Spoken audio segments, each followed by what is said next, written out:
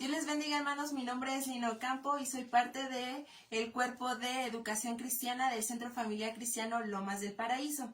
Y continuamos con nuestro estudio de Apocalipsis. Y quisiera comenzar con los dos primeros versículos. Vi cuando el Cordero abrió uno de los sellos y oí a uno de los 4 seres vivientes decir, como con voz de trueno, ven y mira. Y miré aquí un caballo blanco. El que lo montaba tenía un arco y le fue dada una corona y salió venciendo y para vencer. Para este punto quisiera sugerirte que hayas leído o hayas estudiado el capítulo 5 de este mismo libro. Si no es así, te invito a que también escuches la predicación y el estudio que se llevó con el pastor Alejandro, porque esto nos da la presala de todo lo que estamos a punto de conocer en este capítulo.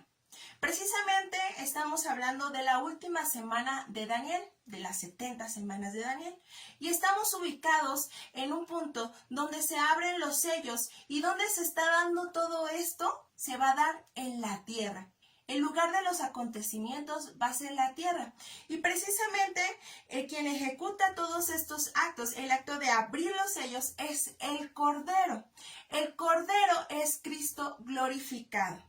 Y dice aquí la Escritura que fue una voz como de trueno, es decir, hablando con autoridad, con dominio. Y esto podemos entender que todos los juicios de la tribulación son ejecutados por la voluntad soberana del Cordero. Es decir, el Cordero, el Señor Jesucristo, tiene control absoluto de todo lo que va a pasar. Nada va a salir de control. Todo Él tiene control y todo es ejecutado bajo su dominio, bajo su autoridad. Quisiera comenzar con este punto acerca de el llamado que dice, ven y mira. Esto son unos verbos que están en modo imperativo, es decir, en una orden, y están llamando a una convocación. Ahora voy a describir un poco acerca de la identificación del jinete, es decir, del que va cabalgando el caballo blanco, que es el primer sello que se abre. Este sujeto está identificado, o digamos que la postura más acertada es como el anticristo.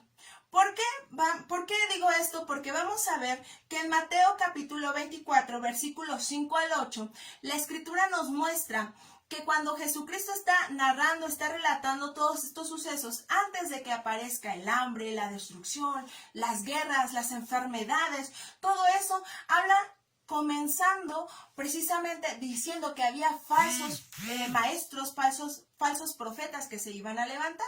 Es decir, gente que iba a venir con la autoridad o con el nombre de ser Cristo, de ser los Mesías, de ser el ungido, con la autoridad o la enseñanza, pero todos estos iban a ser falsos. Ahora, ¿por qué es importante esto? Porque para este tiempo la iglesia ya no está. La iglesia ya fue arrebatada, ya tiene un encuentro especial con el Señor Jesucristo.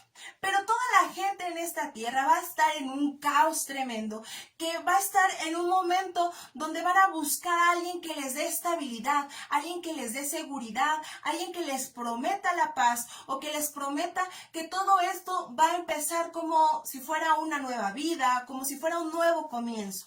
Y es por eso que esta persona se va a aprovechar en este punto, porque podemos ver que dice la Escritura que tenía un arco.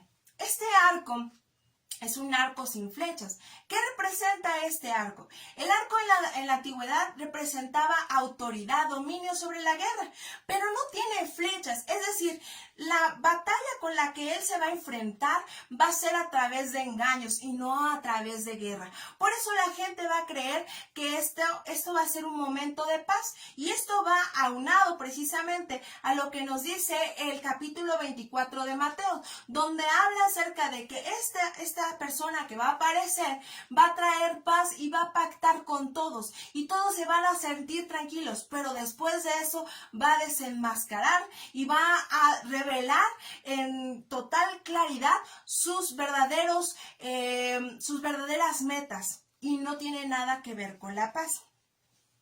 Ahora, a este sujeto se le fue dado, a este jinete, se le fue dado una corona. Esta corona simboliza precisamente su victoria, pero esto es una victoria, una autoridad que está limitada, es decir, se le fue dada solo por un momento, porque podemos ver más adelante, y te invito a que sigas con los estudios de Apocalipsis, se puede ver que más adelante nuestro Señor Jesucristo aparece, pero no aparece con una simple corona, sino su descripción es sobrenatural, es mayor de todo lo que está aquí. Entonces este jinete trae una corona, pero es un gobierno limitado y se le fue dado, es decir, no es algo que él tiene, sino fue algo que se le fue otorgado. Se le fue otorgado el poder para hacer guerra y para gobernar. Esto nos dice aquí la escritura que dice, y salió venciendo y para vencer, es decir, salió para conquistar. Y hasta este punto podemos ver cómo va el inicio de la tribulación. Por eso vamos a continuar con el segundo sello. Versículo 3. Cuando abrió el segundo sello, oí al segundo ser viviente que decía, ven y mira. Y salió otro caballo, bermejo, y al que lo montaba le fue dado poder de quitar de la tierra la paz, y que se matasen unos a otros, y se le dio una gran espada. Este segundo sello es muy interesante ver cuál es el juicio, cuál es el momento de angustia que va a estar viviendo la humanidad.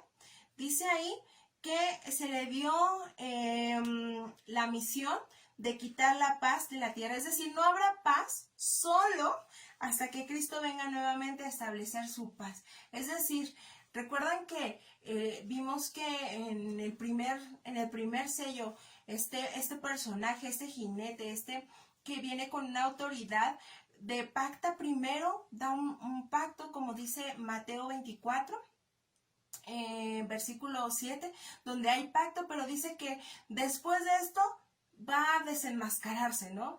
Al principio habrá paz y después habrá persecución, es decir, se va a levantar la guerra.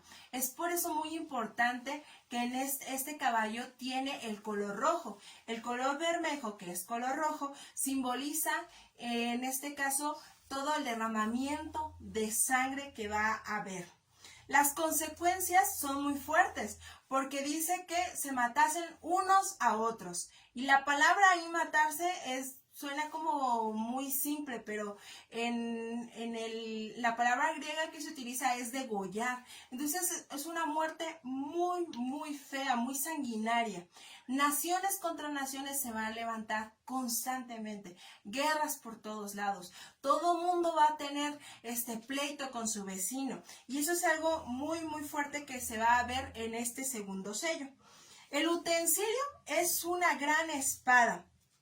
Fíjate bien que esta espada es una espada que se utilizaban en la antigüedad, precisamente los pueblos bárbaros. Era una espada que hacía el pueblo de Tiatira y lo utilizaban solamente en combate. Entonces, por el diseño que tenía, era una espada de gran alcance, es decir, no necesitabas estar tan cerca de tu oponente, sino a una distancia un poco retirada podías dañar al oponente. Esto nos habla precisamente de cómo va a ser la guerra en ese momento. Aunque diga, bueno, la guerra es en tal nación, va a afectar a las demás naciones. Mira, la guerra es en tal sitio, va a afectar a las otras naciones. Yo me ponía a pensar en todo lo que está pasando en este tiempo. Fíjate todo el caos que se ha levantado en este tiempo. ¿Cuánta violencia? Pues esto no va a ser nada a comparación de lo que viene, a comparación de lo que va a venir cuando la tribulación comience. Por eso es muy importante, tú que me escuchas, que seas parte de la iglesia que se va al encuentro de Jesucristo, no parte de la población que se va a quedar a vivir y a sufrir todas estas calamidades. Por eso vamos a ver ahora el siguiente sello. Versículo 5. Cuando abrió el tercer cielo, oí al tercer ser viviente que decía, ven y mira. y miré aquí un caballo negro, el que lo montaba tenía una balanza en la mano, y oí una voz en medio de los 4 seres vivientes que decía: 2 libras de trigo por un denario, y 6 libras de cebada por un denario, pero no dañes el aceite ni el vino. Para este punto, la humanidad que resta habrá cruzado ya un momento de paz y a la vez un momento de guerra, pero guerras que van a devastar lo suficiente para que empiece el hambre. Esto es lo que simboliza este caballo. El caballo negro demuestra precisamente o sugiere el hambre severa que va a haber en las naciones. A tal punto que cuando existe la violencia, existe la guerra, empieza a haber pobreza y por lo tanto escasez, y a su vez habrá también muertes. Trae este jinete una balanza. ¿Qué sugiere la balanza? La balanza nos dice que tenía control sobre ciertos artículos de alimentación de primera clase, de primera mano. Por ejemplo, nosotros utilizamos como alimentos de primera mano, que podría ser la tortilla y los frijoles. Son alimentos que son básicos para nosotros. Para ese entonces, el alimento básico era el trigo y la cebada. Ahora, las 2 libras nos demuestra que eran casi 1 kilo. Y el costo de este kilo era un denario. ¿Qué simboliza el denario? El denario era la paga por un día de trabajo a un jornalero. Es decir, todo el día trabajando solo para poder costear un pequeño, ni siquiera 1 kilo de trigo, ni 1 kilo de cebada. Imagínate el hambre, la escasez que va a presentarse en ese entonces.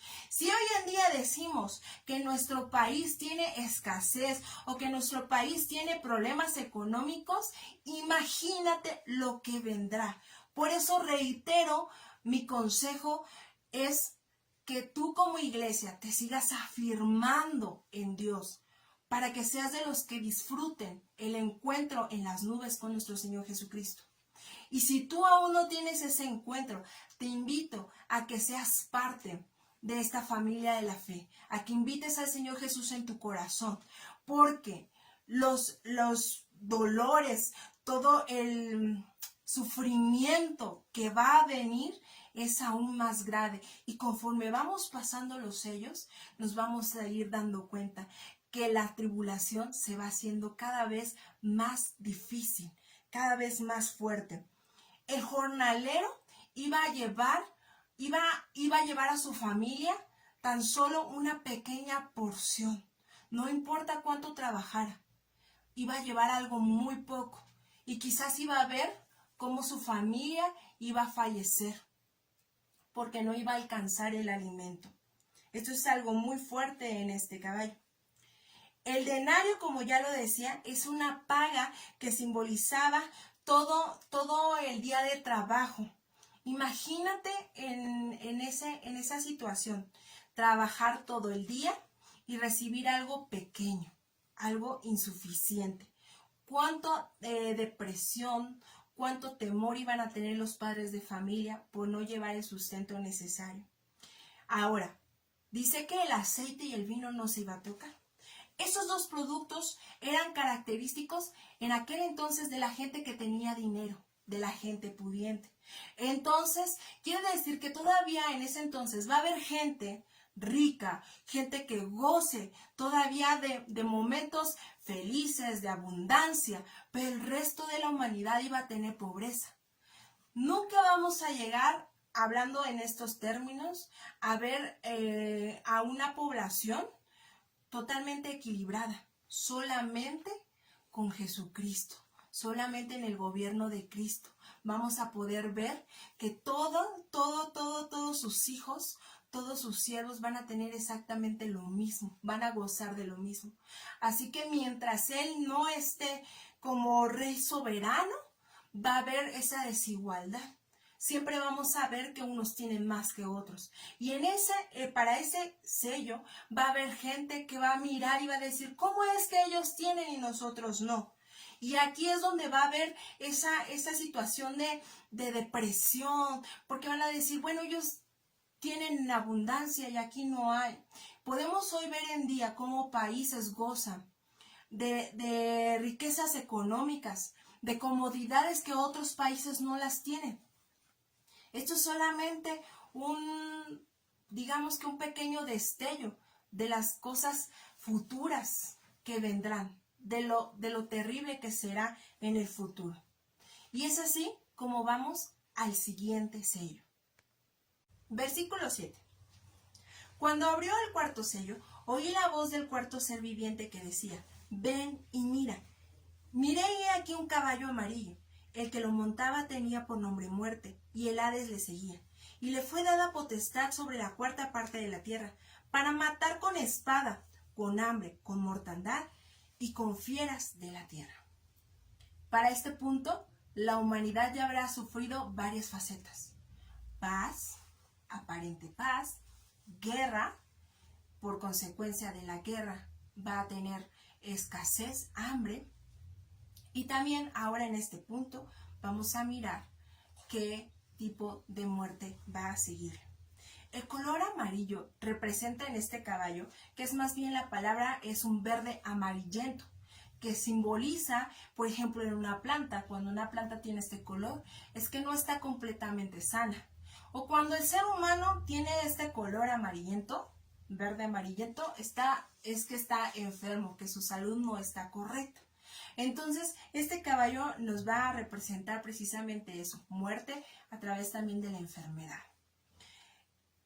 Lleva por nombre este caballo el nombre de muerte. Es algo muy fuerte. Y el Hades le acompaña. Esto quiere decir que los que mueran sin Cristo, todos los que mueran sin Cristo, de todas formas no se van a escapar del sufrimiento, porque van a entrar en un sufrimiento eterno. Así es. Entonces, el tiempo de la tribulación es difícil, pero lo que espera eternamente es aún mayor. Se le fue dada la potestad, fíjate bien, para afectar a una cuarta parte de la población. Ahora, piensa que con esto podemos decir una cuarta parte de la población, decimos, bueno, es muy poco, pero para estas alturas ya habrá mucha gente que ya no está. Entonces, la poca gente que hay va a ser afectada. ¿Cómo va a ser afectada? Número 1, con espada. Yo les decía yo que esta espada también representa una espada larga, de largo alcance, es decir, que va a afectar no solamente al que está cerca, sino puede afectar aún a la distancia. Con hambre. Esto tiene que ver por la escasez. Recordemos que cada vez que hay guerras, hay escasez. También por mortandad. Y eso es algo muy interesante, porque la mortandad en medio de, por ejemplo, de la guerra, existen varias plagas que se presentan. Por ejemplo, miremos un poquito la historia hacia atrás. Veamos cuántas plagas vinieron después de la guerra y cuántas plagas también suscitaron por las guerras. Fíjate bien en los tiempos en los cuales estamos viviendo. Yo miraba ahora en estos tiempos y vemos cómo muchas naciones fueron afectadas por un virus. Ahora imagínate lo que vendrá, porque estamos hablando de que va a haber plagas, enfermedades que van a azotar no solamente a unos cuantos, sino a una cuarta parte de la población va a ser afectada con todo esto. Es algo muy, muy difícil. Y por último dice, por las fieras de la tierra. Yo me ponía a pensar que a lo largo de este tiempo que hemos estado sufriendo, el tiempo de cuarentena, miraba yo que hace un mes, por ejemplo, empezaron a salir noticias de cuántos animales estaban retomando sus territorios. Y eso me llamaba la atención, porque como todos los seres humanos estaban en sus casitas resguardados, los animales empezaron a recobrar territorio al cual antes ya no podían acudir. Y empezamos a ver que avistamientos de delfines, avistamiento de ballenas y aparentemente todo, ¡wow! ¡Qué bonito la naturaleza! Bueno, en este punto me lleva a pensar cómo esto es un destello de lo que vendrá y aún será aún mayor, difícil de llevar. ¿Por qué? Porque a lo largo de la escritura podemos darnos cuenta cómo Dios utilizó a animales para ejecutar su juicio. Por ejemplo, llegó a utilizar langostas como lo dice en Éxodo capítulo 10, o serpientes, como él lo hizo en Números capítulo 21, avispas también en Éxodo capítulo 23, leones en el segundo libro de Reyes capítulo 17, osos también llegó a utilizar en el segundo libro de Reyes para demostrar como utensilio de juicio hacia el hombre. Y esto es algo muy fuerte, porque en Génesis al hombre se le dio la autoridad de someter a las bestias, pero en ese tiempo son las bestias las que tienen la autoridad precisamente de asesinar a la humanidad. Lo que estamos viviendo ahora no es nada comparado con lo que se viene. Nuevamente hago este llamado, tú que me escuchas. Síguete fortaleciendo en Dios. Síguete sustentando en Dios. Yo sé que los momentos que estamos difíciles que estamos viviendo son momentos difíciles, pero no son comparados con la desesperación, la tristeza, la agonía que se va a vivir cuando la iglesia ya no esté aquí, cuando Cristo ya le da la autoridad a estos caballos, a estos jinetes, de desencadenar ciertos sucesos en la humanidad. No es comparado con el dolor, la agonía, el sufrimiento eterno de una vida sin Cristo. Por eso es muy importante, tú que me escuchas, si no has entregado tu vida a Cristo, es el momento de hacerlo. Porque si ahora vivimos tiempos difíciles, los que se esperan son peores. Pero tú, iglesia que me escuchas, tú, hermano que me estás escuchando, tú que sientes que estás firme en Cristo, afírmate más. No desmayes, no te duermas. Sigue esperando en el Señor, en esa promesa. Sigue luchando por lo que Dios te ha dado. Sigue tú firme en la roca que es Cristo, para que podamos disfrutar, para que podamos gozarnos de estar en su presencia y evitar todos estos sucesos que la Biblia dice que van a pasar. Y si la Biblia los dice, hermana, son sucesos que van a pasar. Tenlo por firmeza, tenlo por promesa, que así vendrán las cosas. Vamos al siguiente sello. Versículo 9. Cuando abrió el quinto sello, vi bajo el altar las almas de los que habían sido muertos por causa de la palabra de Dios y por el testimonio que tenían. Y clamaban a gran voz diciendo: ¿Hasta cuándo, Señor, santo y verdadero, no juzgas y vengas nuestra sangre en los que moran en la tierra? Y se les dieron vestiduras blancas, y se les dijo que descansen todavía un poco de tiempo hasta que se completara el número de sus consiervos y sus hermanos, que también habían de ser muertos como ellos. Este es el quinto sello. Y precisamente este sello nos habla de algo muy interesante, porque ahora el escenario que estamos viendo aquí no es la tierra, sino el cielo. Precisamente porque nos habla del altar. El altar no está en la tierra, sino en el cielo. Y nos dice dónde están esas almas: bajo el altar. Precisamente se entiende por figuras del Antiguo Testamento que el altar era precisamente el lugar de sacrificio, el lugar donde descendía la presencia de Dios. El altar tiene un simbolismo aquí muy importante, porque nos habla precisamente de la presencia de Dios, de ese momento en que están las almas ahí y Dios está escuchando. Dios está ahí atento a esa súplica. Y ve Juan a estos mártires, aquellos que murieron por causa del evangelio y por causa del testimonio que tenían. Ahora, en este punto podemos pensar que va a haber gente que va a recibir a Cristo. Esto nos lleva a pensar también en toda esa gente que se le predicó el evangelio y no se fue con la iglesia, gente que va a quedar aquí en la tierra, que va a tener esa verdadera consagración a Dios, ese verdadero compromiso a Dios, un compromiso que no tuvo antes, que quizás pensó que era mentira, que pensó que era engaño, fábula.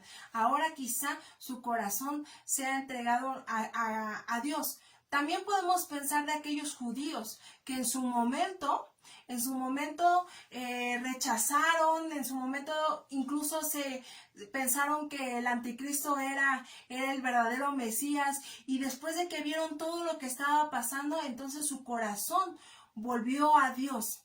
En este punto podemos ver que son mártires, que son hombres que fallecieron por causa del evangelio. Recordemos que la palabra mártir tiene que ver con ser testigo vívido del evangelio, de Cristo.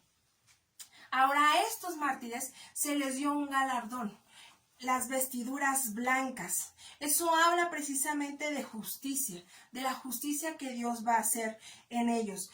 Me gusta cómo es que estos mártires hablan o presentan, se dirigen a Dios, porque dice: ¿hasta cuándo, Señor, santo y verdadero? La palabra santo y verdadero son parte de los atributos de nuestro Dios, y demuestran su justicia, lo demuestran a Él como juez. Él juzga bajo su santidad, Él hace justicia bajo su verdad. Recordemos que no es bajo lo nuestro, bajo lo que pensamos, bajo lo que nosotros queremos. Su justicia no se parece en nada a la nuestra. Su justicia es santa, su justicia es verdadera, su justicia es por encima de cualquier argumento de hombre. Entonces, estos mártires reclaman de alguna manera, ¿no? Ahora, este reclamo es como aquel que aparece en el libro de los Salmos, como aquel que aparece de David, por ejemplo, diciendo: Señor, acuérdate, ¿no? Recuerda esto. No es un reclamo de Dios, te has olvidado de todo, sino ten misericordia de mí, ten misericordia. Y aquí están pidiendo justicia. Hay algo muy importante que resaltar en este punto. La iglesia que fue llevada precisamente antes de que comenzara todo esto, la iglesia que aún sufrió persecución, la mayoría de los testimonios por la escritura y aún testimonios de hombres mártires que fallecieron a causa del evangelio, no pidieron venganza, no pidieron que se hiciera venganza, pero en este punto podemos entender que se está pidiendo justicia. Es un clamor porque hay una desesperación tremenda por lo que está pasando, porque muchos iban a ser perseguidos, muchos van a ser perseguidos por causa del evangelio. Entonces podemos darnos cuenta aquí en este punto que están clamando, es un clamor muy fuerte. Por eso su exclamación es: ¿hasta cuándo? Ahora, ese hasta cuándo indica un tiempo, y el tiempo tiene que ver de acuerdo a la perspectiva de Dios.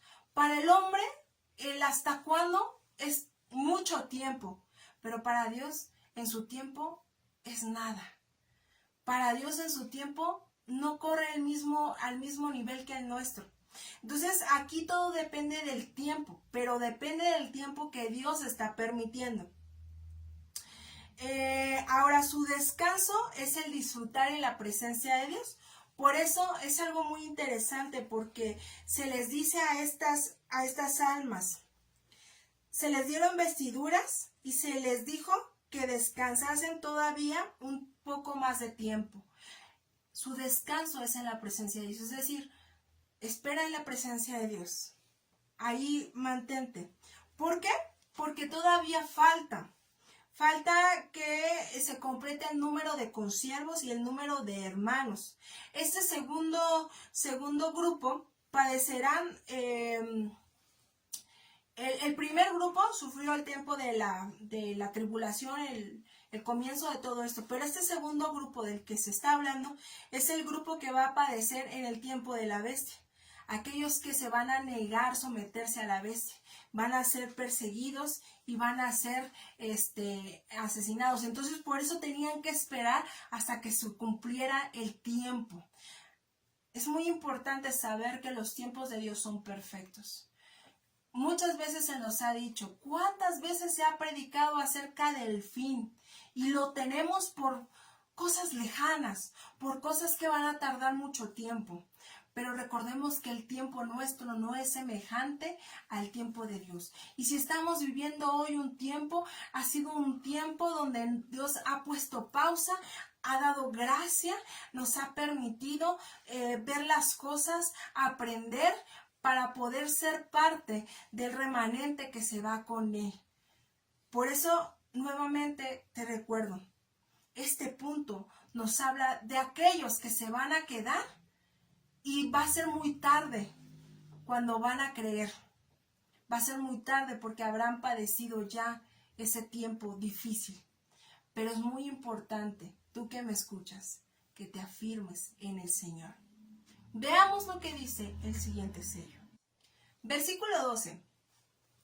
Miré cuando abrió el sexto sello, y aquí hubo un gran terremoto, y el sol se puso negro como tela de silicio, y la luna se volvió toda como sangre, y las estrellas del cielo cayeron sobre la tierra como higuera deja caer sus higos, cuando es sacudida por un fuerte viento. Y el cielo se desvaneció como un pergamino que se enrolla, y todo monte y toda isla se removió de su lugar. Y los reyes de la tierra, los grandes, los ricos, los capitanes, los poderosos, y todo siervo y todo libre, se escondieron en las cuevas y entre las peñas de los montes. Decían a los montes y a las peñas, caed sobre nosotros y escondednos del rostro de aquel que está sentado sobre el trono y de la ira del Cordero, porque el gran día de su ira ha llegado. ¿Quién podrá sostenerse en pie? Este sello comienza hablando acerca de eventos cósmicos. Comienza hablando del sol que se cubrió de tela de silicio. Y precisamente esta tela era de pelo de cabra, y era una tela que era utilizada en momentos de tristeza, en momentos de desesperación, y por supuesto para demostrar luto, es decir, que hablaba de muerte. Entonces, esto nos puede dar una idea de que lo que va a pasar con el sol va a traer consigo también desencadenar eventos naturales. Reconocemos que lo que pase con la naturaleza también va a afectar a la humanidad. ¿Por qué? Porque Dios ha creado todo con precisión. Todo tiene un propósito. El sol, la luna, las estrellas, todo tiene un propósito. Y en este punto podemos darnos cuenta cómo es que empieza a haber luto también. Ahora, el siguiente acontecimiento que hay es la luna. Dice que la luna se volvió como sangre. Esto puede referirse precisamente a un eclipse que va a haber. También un evento cósmico que va a pasar. Ahora, esto puede ayudar para dos cosas. Uno, para que la gente vea que la naturaleza, algo que no tenemos control sobre de ella, empieza a a dar indicios de que todo va a continuar en mayor desgracia, y puede ser que algunos decidan doblar sus rodillas y convertir su corazón a Cristo. Sin embargo, también estos sucesos demuestran que habrá gente, incluso que posiblemente nunca va a creer, o sea, van a servir de asombro estos eventos, pero no van a creer. ¿Por qué digo esto? Porque la lectura, la misma escritura nos arroja, nos deja ver cómo era el corazón de estas personas. Dice también que las estrellas cayeron sobre la tierra. Eso también es interesante porque no se refiere a una lluvia de meteoritos, es decir, algo que constantemente pasa en el universo, o caída de meteoros que constantemente llega a pasar en la Tierra, sino se refiere a que las estrellas como el Sol van a ser derribadas. Y no sé si te imaginas esto, no sé si llegas a visualizar este escenario. Es un escenario de caos. Por un lado, imagínate el sol, imagínate la gente en oscuridad, después la luna tornarse en rojo, en un acontecimiento único, porque no va a ser nada en comparación con lo que ha pasado a lo largo de este tiempo. En este punto estamos viendo a la naturaleza cobrar una autoridad dispuesta por Dios y después ver estrellas caer sobre la tierra. Continúa diciendo la palabra de Dios que el cielo se desvaneció. Y es interesante porque la palabra desvanecerse quiere decir quebrar o romper, es decir, separarse en dos. No me imagino este suceso, hermanos. Creo que no es algo que no puedo describir. Por eso es que Juan utiliza palabras en su conocimiento, en lo que él sabía, y describe que es como un pergamino que se enrolla, es decir, como un pergamino que se dobla en dos partes, ¿no? Es interesante esto, porque imagínense el cielo partirse en dos. No puedo imaginarlo, pero es un suceso que va a pasar. Y en este punto dice que todo monte y toda isla va a ser removida. Ahora, cuando pensamos en ser removida, pensamos que de un lado a otro. Pero tiene que ver más bien con ser sacudida, porque incluso las estrellas, como dice que van a caer como la higuera, deja caer los higos cuando viene un fuerte viento. Es decir, sacudes un fruto, un árbol con frutos, y van a caer todos, aunque no estén maduros, aunque no estén listos para caer, empiezan a caer. Imagínate las estrellas, imagínate en este punto una sacudida, que todos los montes, todas las islas incluso van a ser removidas, van a desaparecer, van a ser quitadas de su sitio. Y hay algo muy importante aquí. Después de todo este escenario de caos, aparecen unos personajes. Y dice, y los reyes de la tierra, los grandes, los ricos, los capitanes, los poderosos, todo siervo y todo libre, se escondieron en las cuevas y entre las peñas de los montes. Fíjate la reacción de estos hombres. Aquí vas a ver que los reyes, los ricos, todos esos son personas que tienen autoridad, todos esos son personas que tienen cargos, todas estas son personas que de alguna manera son prestigiosas, incluso en el gobierno, como soldados militares, pero todos ellos se van a esconder. La reacción del hombre no va a ser arrepentimiento, sino va a ser como aquella reacción que Adán y Eva tuvieron en el huerto cuando pecaron.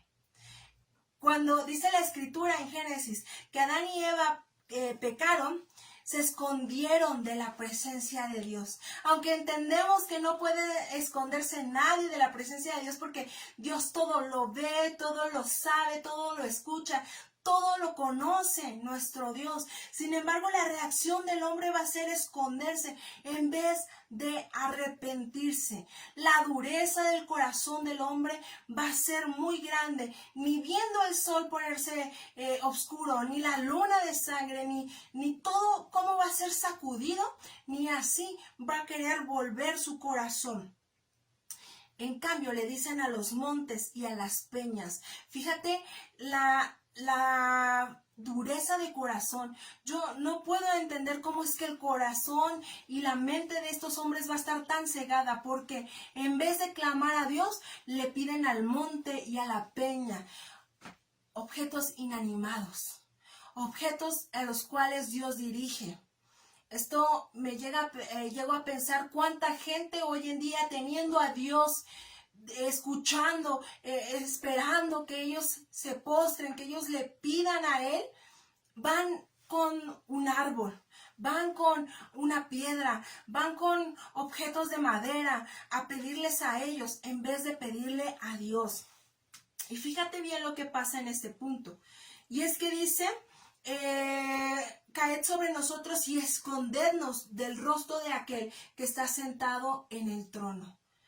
En vez de buscar el arrepentimiento, buscan esconderse de su rostro. Reconocen aquí que el que está sentado en su trono es juez y va a hacer justicia. Y de la ira del cordero. Qué interesante esto. El cordero es el animal más manso conocido por la humanidad. Y en este punto vamos a ver una ira despertarse, una ira por amor. Esto es algo que me llama mucho la atención, hermanos, porque esta ira tiene que ver con lo que se ha despreciado de él. Esta ira tiene que ver, hermanos, que el corazón de Dios siempre estuvo dispuesto a la humanidad. Y es muy triste ver esta parte, hermanos. Es muy triste ver esta parte porque ahora vamos a conocer la ira de un corazón que entregó todo, de un corazón que entregó su vida en sacrificio, un corazón que lo dio absolutamente todo y fue despreciado, pisoteado una y otra vez. Esa ira va a estar presente. Por eso es muy importante ver esta figura, el cordero, el animal más manso, ahora despertarlo en ira. Y dice aquí, porque el gran día de su ira ha llegado. ¿Quién podrá sostenerse en pie? Nadie puede sostenerse en pie, hermanos. Nadie puede sostenerse en pie. El único sostén del pecador es la gracia de Dios manifestada en Cristo. Solamente el único sostén del pecador es la gracia de Dios manifestada. Un corazón que no se vuelve a Dios en estos tiempos es un corazón que se va haciendo duro. Y podemos ver cómo la humanidad, no importa lo que pase, violencia, guerra, pandemias, hambre, el corazón del hombre siempre va a ser duro si no se somete a Cristo, si no busca a Dios. Así que es muy interesante cómo termina en este versículo 17, este capítulo. Y nos deja con mucho que pensar, nos deja con un tiempo para reflexionar. Así es que como conclusión, después de estos sellos, nos deja pues ver un escenario muy caótico, un escenario de destrucción, un escenario de muerte, de violencia, de hambre, de escasez. Pero yo quiero decirte que más allá de todo esto, de la parte negativa que podemos encontrar en esto, quiero decirte que aquí podemos ver a un Dios justo, verdadero, que cumple sus promesas, un Dios que tiene en control absolutamente todo, un Dios que todo esto lo está permitiendo porque Él quiere precisamente llegar a tener como desde el principio eran los planes, ¿verdad?